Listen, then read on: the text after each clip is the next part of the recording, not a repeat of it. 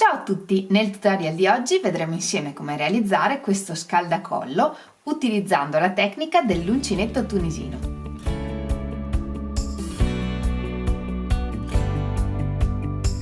Fare questo scaldacollo sarà semplicissimo, è sufficiente lavorare una lunga striscia come se stessimo lavorando una sciarpa e poi nel tutorial vediamo come cucire la striscia, l'inizio e la fine, per fare in modo che sembri chiusa con i bottoni. In realtà le due parti sono cucite, vedremo come, e poi cuciamo sopra i bottoni. In alternativa, se non vi piace l'idea dei bottoni, potete semplicemente cucire le due parti e diventerà un anello. Con la lunghezza che io ho lavorato, che è di circa 130-140 cm, si fanno comodamente 2 giri intorno al collo.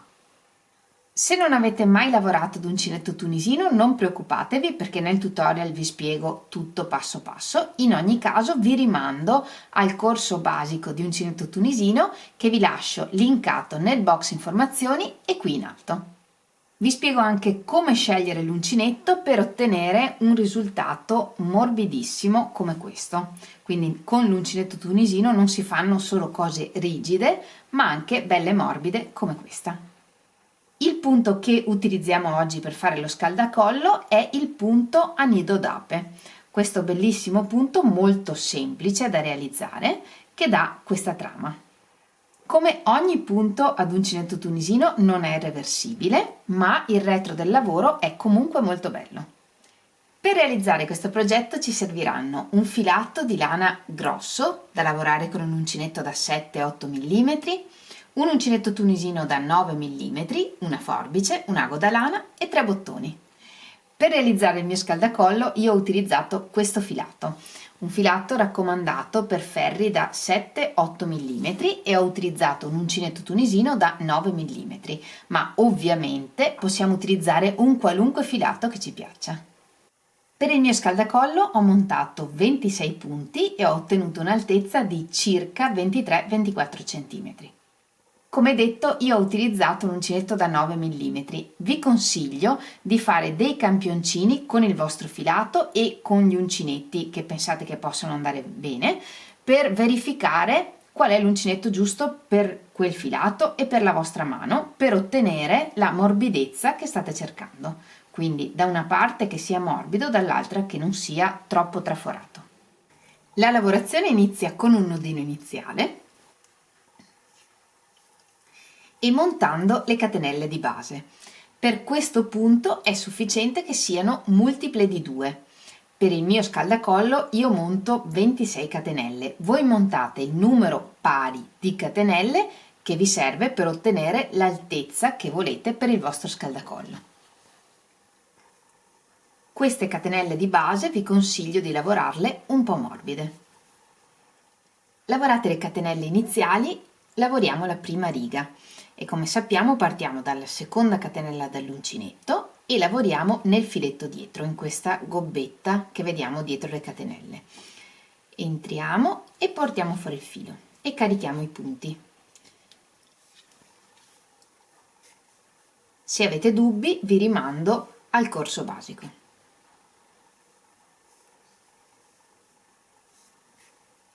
E quando avremo caricato tutti i punti sull'uncinetto lavoriamo la riga di ritorno.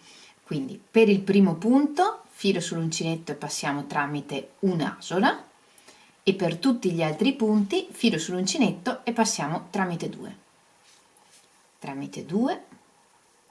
e così via fino a chiudere tutti i punti della riga. E questa è la prima riga lavorata. 26 punti in tutto, comprensivi dei punti di bordo, quindi il primo e l'ultimo. Ora vediamo insieme le 2 righe che ripeteremo per tutta la lunghezza desiderata dello scaldacollo. Vi ricordo che il primo e l'ultimo punto si lavorano sempre come abbiamo imparato, non fanno mai parte del motivo. Iniziamo la prima riga del motivo, quindi la prima delle 2 righe che ripeteremo. E il primo punto, come sappiamo, ce l'abbiamo già sull'uncinetto, quindi non lo dobbiamo caricare e cominciamo dal secondo punto. Quindi in questa barretta lavoreremo un punto tunisino rovescio per il rovescio portiamo l'uncinetto dietro il filo, entriamo con l'uncinetto sotto la barretta verticale, portiamo il filo davanti e lo teniamo con il pollice e con l'uncinetto portiamo fuori il filo. E questo è il rovescio. Nel punto successivo lavoriamo un punto tunisino semplice, quindi entriamo sotto la barretta e portiamo fuori il filo. E ripetiamo un rovescio, un semplice. Per il rovescio portiamo l'uncinetto dietro il filo, entriamo con l'uncinetto sotto la barretta verticale, portiamo davanti il filo e lo teniamo con il pollice e portiamo fuori il filo. Un semplice e un rovescio. Per il rovescio uncinetto dietro il filo, entriamo sotto la barretta verticale, portiamo davanti il filo, lo teniamo con il dito e portiamo fuori il filo. E un semplice. E ripetiamo così un punto tunisino rovescio, un punto tunisino semplice, fino al penultimo punto di questa riga. Arrivati all'ultimo punto della riga, carichiamo il punto di bordo prendendo non solo la barretta davanti, ma anche il filo dietro e portiamo fuori il filo. In questo modo. L'ultimo punto va sempre caricato così, sia che il punto precedente sia un punto tunisino semplice o che sia un punto tunisino rovescio. Il punto di bordo è indipendente dal punto che stiamo lavorando, si lavora sempre così. Ed ora vediamo la riga di ritorno. Per il ritorno, come sempre, per il primo punto, filo sull'uncinetto passiamo solo tramite quest'asola e per tutti gli altri punti, filo sull'uncinetto e passiamo tramite 2. Tramite 2 e chiudiamo tutti i punti in questo modo fino alla fine della riga. E 26. E così termina la prima riga del motivo. Nella seconda riga di questo tipo di punto contrariamo i punti sottostanti, quindi se prima abbiamo iniziato con un punto tunisino rovescio, ora inizieremo con un punto tunisino semplice, quindi entriamo nella barretta verticale e portiamo fuori il filo. E nel prossimo punto lavoriamo un punto tunisino rovescio, quindi uncinetto dietro al filo, entriamo nella barretta, portiamo davanti il filo, lo teniamo con il dito e portiamo fuori il filo. Quindi nella seconda riga del motivo contrariamo i punti sottostanti, quindi se sotto abbiamo un rovescio lavoriamo un punto tunisino semplice e se sotto abbiamo un punto tunisino semplice lavoriamo un rovescio. E continuiamo così, un punto tunisino semplice, un punto tunisino rovescio. Ripetiamo questa sequenza fino a un punto dalla fine della riga. E come abbiamo capito, anche in questo caso lavoriamo l'ultimo punto prendendo sempre 2 fili e portando fuori il filo, indipendentemente da che tipo di punto sia stato quello precedente. E lavoriamo il ritorno, filo sull'uncinetto, chiudo 1 per il primo punto e chiudo 2 per tutti gli altri punti. Una volta terminata la riga 2, non ci resta che ripetere la riga 1 e la riga 2 fino alla lunghezza desiderata del nostro scaldacollo. Come vedete comincia ad intravedersi la lavorazione a nido d'ape.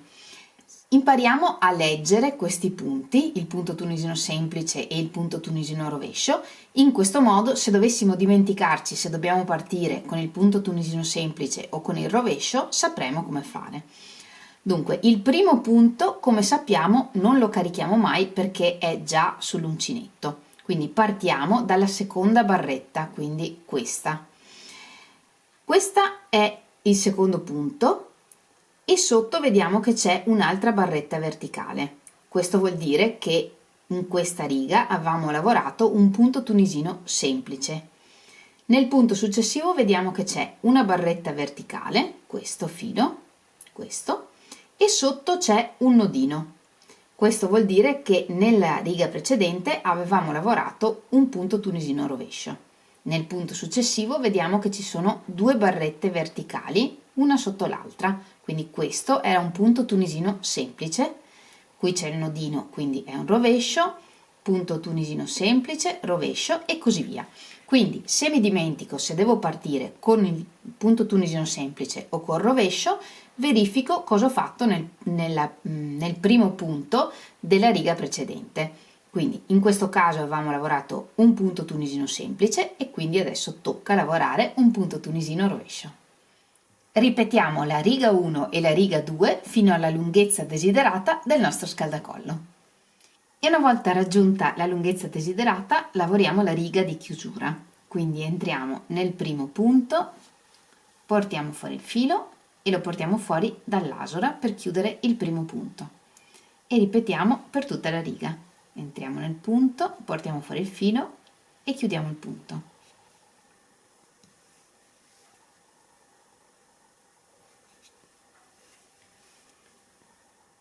Nel chiudere i punti teniamo le catenelle un po' morbide.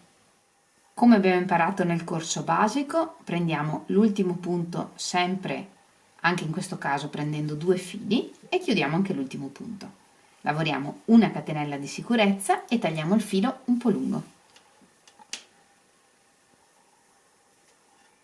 Tagliamo il filo sufficientemente lungo per poterlo utilizzare per cucire poi questo lembo all'inizio del lavoro. Prima di fare questo però posizioniamo i bottoni nella posizione che preferiamo e li cuciamo. Infiliamo un pezzo di filo in un ago senza punta e facciamo un bel nodo doppio alla fine. Entriamo nel punto in cui vogliamo cucire il bottone prendendo un paio di fili, così, e con l'ago passiamo tramite il filo dove c'è il nodo. In questo modo siamo certi che il nodo non si snoderà. E tiriamo in questo modo. Così siamo certi che il nodo non si sfila. E attacchiamo il bottone.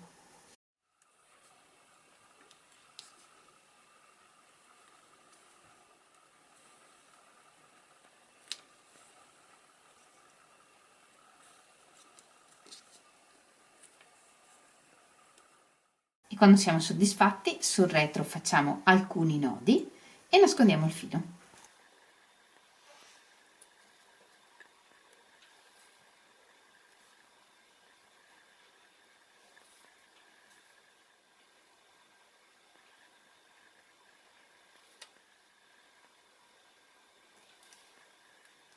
Allo stesso modo attacchiamo gli altri bottoni.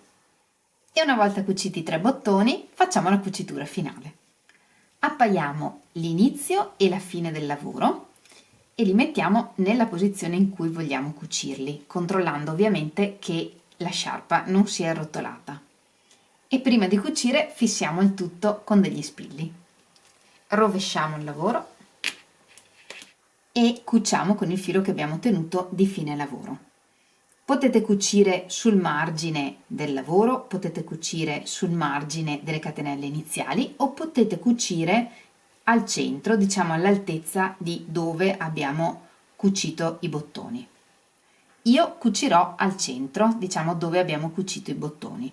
Quindi per prima cosa dobbiamo portare il filo che si trova qui all'altezza della riga in cui vogliamo cucire. Quindi portiamo il filo attraverso la lavorazione, stando sulle gobbette dietro del lavoro, diciamo qui,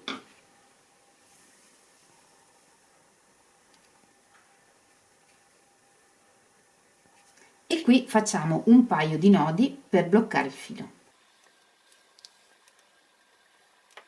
State attenti a non tirare l'angolo.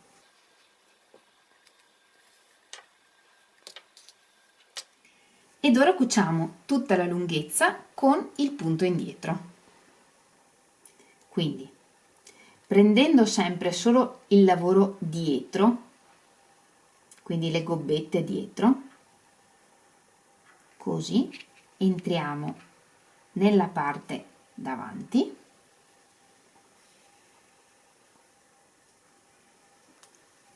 e torniamo un po' indietro. Controlliamo sotto di prendere solo le gobbette dietro del lavoro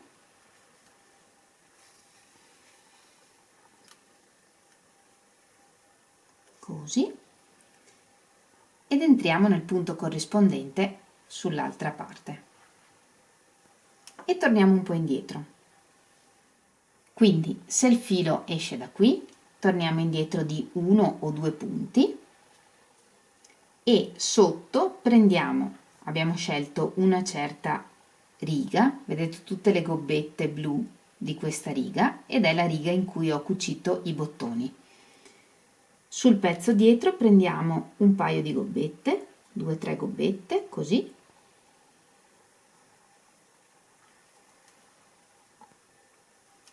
e passiamo sulla riga corrispondente sull'altro pezzo, così, e torniamo indietro di 1 o 2 punti e continuiamo così. Prendiamo le gobbette sotto,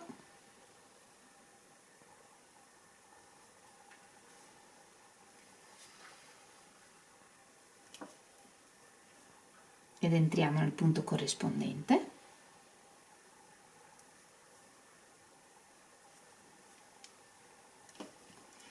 e cuciamo tutta la lunghezza e cuciamo più o meno fino all'ultimo bottone.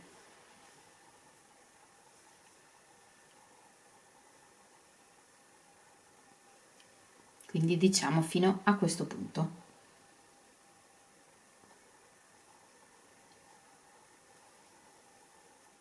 In questo modo sembrerà che effettivamente siano i bottoni a tenere insieme la sciarpa. Ed ora qui sotto facciamo alcuni nodi e nascondiamo il filo. Nascondiamo anche il filo delle catenelle iniziali. E se volete, per nascondere i fili con la lana, potete utilizzare un ago con la punta. In questo modo potete entrare nelle fibre della lana e sarete più sicuri che non si sfili.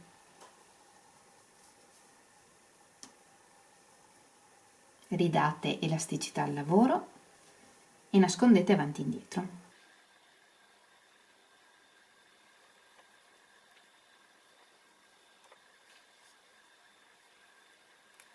In questo modo. E lo scaldacollo è pronto. Vedete che cucendo in questo modo non si vede assolutamente niente sul dritto e si vede leggerissimamente la cucitura sul rovescio. Questo perché io ho una lana tutta sfumata, se fosse di un unico colore non lo vedreste neanche dietro. Vedete che facendo la cucitura a livello dei bottoni e partendo dal punto in cui abbiamo cucito il primo bottone e arrivando al punto in cui abbiamo cucito l'ultimo bottone, diamo proprio la sensazione che la sciarpa sia tenuta insieme dai bottoni. Se invece preferite una chiusura più netta, potete cucire sul margine dell'ultima riga di lavorazione. E il nostro scaldacollo nuovo è pronto. Io devo dire che sono innamorata di questo scaldacollo, l'ho già provato, è morbidissimo e caldissimo. Può essere un bellissimo regalo per noi o anche per qualcun altro. Questo tipo di lavorazione secondo me è molto rilassante, come avete visto è un punto estremamente ripetitivo che va bene anche se vogliamo farlo guardando la TV, ascoltando musica o comunque non richiede un'estrema concentrazione. Come sempre vi ringrazio di avermi seguita anche in questo tutorial. Se vi è piaciuto mettete un bel like e condividete e iscrivetevi al canale se non l'avete ancora fatto. Sapete che potete condividere con me le vostre foto condividendole sulla mia pagina Facebook o in Instagram. Non vedo l'ora di leggere tutti i vostri messaggi qui sotto al video. Ci vediamo in un nuovo tutorial e come sempre vi mando un grande abbraccio e un bacio. Ciao!